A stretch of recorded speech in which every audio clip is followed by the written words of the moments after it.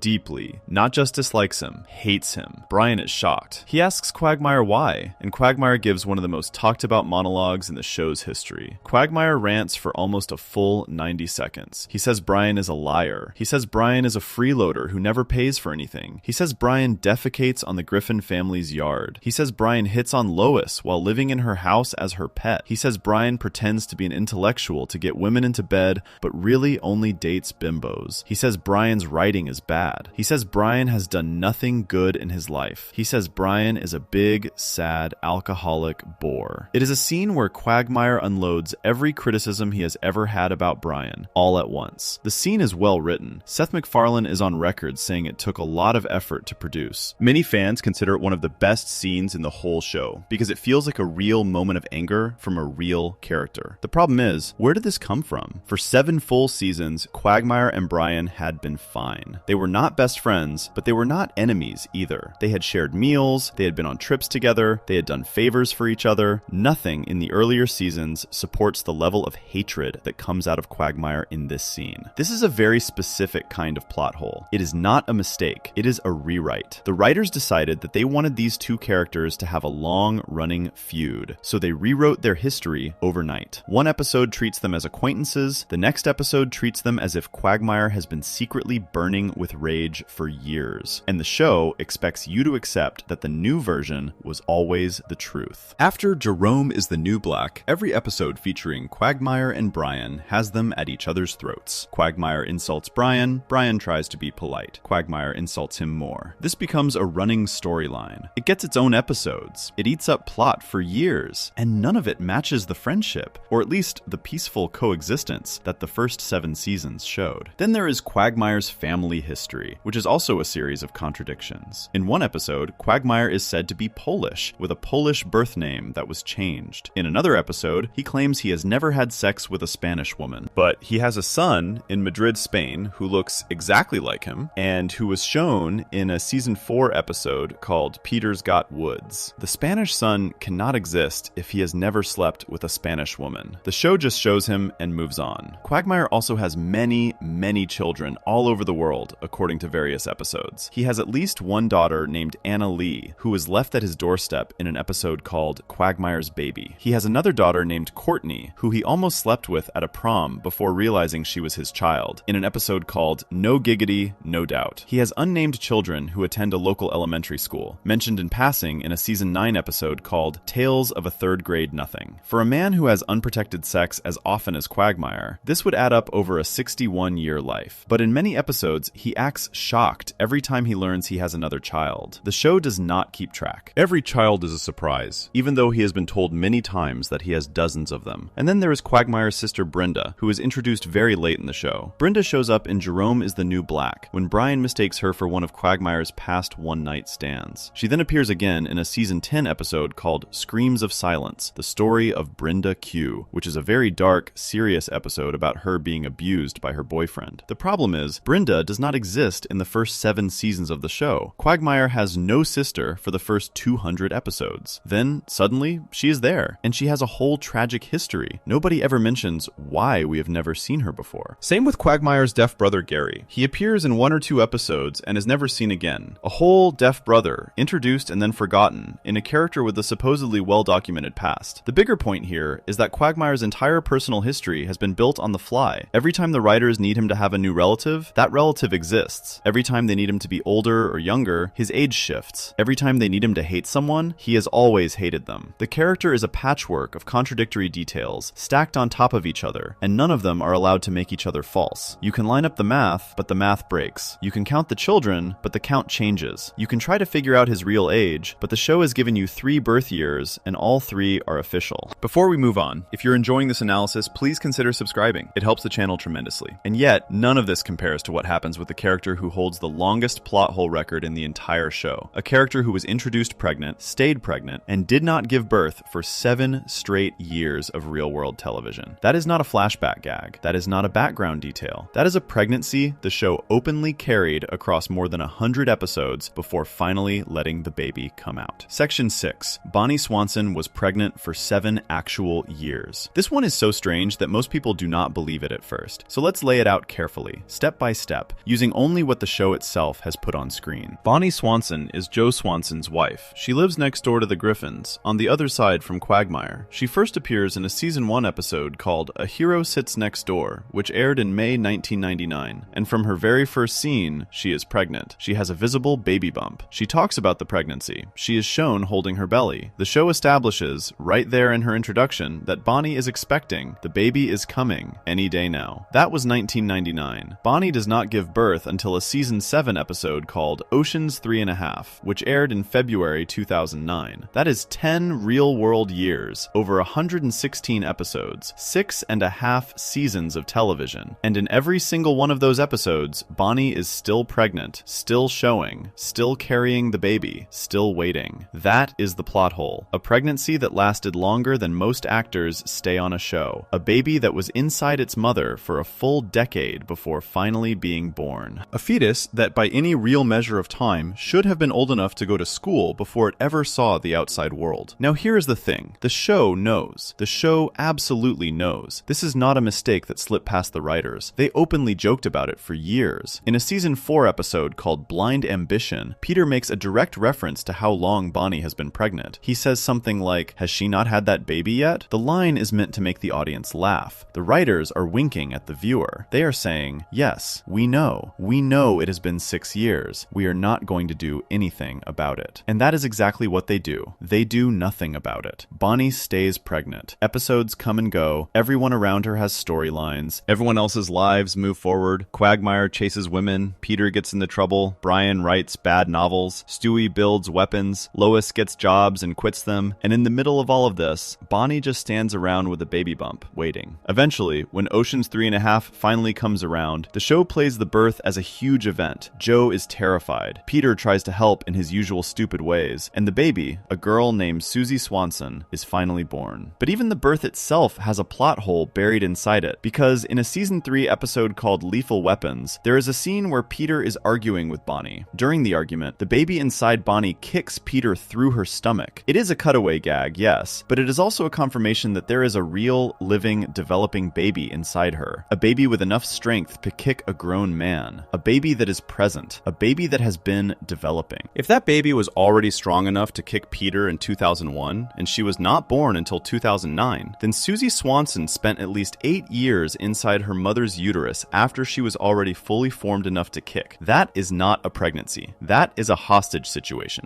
You can argue, correctly, that this is what happens when a cartoon runs on what is called a floating timeline. A floating timeline is the thing most long-running animated shows do. The characters do not age in real time with the audience. The Simpsons does this, SpongeBob does this, South Park does this, Family Guy does this too. Time, in the world of the show, is a soft thing. Years pass in the real world, but only days or weeks pass inside the show. Meg stays 17, Chris stays 14, Stewie stays 1. The cast is frozen. That is fine in theory. The audience understands. We are not supposed to do the math, but pregnancy is the one thing that breaks the floating timeline. Because pregnancy is, by definition, a timer. A pregnancy is 9 months. That is how biology works. When a character is pregnant, the show has put a clock on itself. You cannot freeze a pregnancy for 10 years and expect the audience to just accept it. You either have to give birth within a reasonable number of episodes, or you have to acknowledge that something is very wrong. Family Guy chose option 3. It chose to keep Bonnie pregnant, keep the clock ticking, keep everyone aware of the pregnancy, and keep refusing to end it for 10 years. The show let this one joke stretch to a length no other joke in the show's history has ever never reached. And the weirdest part is, once Susie is born, the show treats it like it was no big deal. Bonnie loses the baby weight almost instantly. She is back to her normal shape within the same episode. The pregnancy, which had defined her character for half the show's run, is suddenly just over. No comment, no reflection, no attempt to explain what happened to those 10 years. Then comes the next plot hole that stacks on top of it. Once Susie is born, the show introduces a strange detail. Susie, like Stewie, is revealed to be secretly intelligent. She cannot speak out loud yet, she only makes baby noises. But inside her head, she has the voice of the actor Patrick Stewart. She thinks in full sentences. She understands everything that is happening around her. This is a fun gag. It is clearly a parody of the Stewie joke, but it raises a new question. If Susie spent 10 years developing inside Bonnie, and she came out with the mental sharpness of a grown man, was she actually in there thinking for all that time? Was Patrick Stewart's voice trapped inside Bonnie's belly for a decade? Waiting to be born, the show does not say. The show does not care.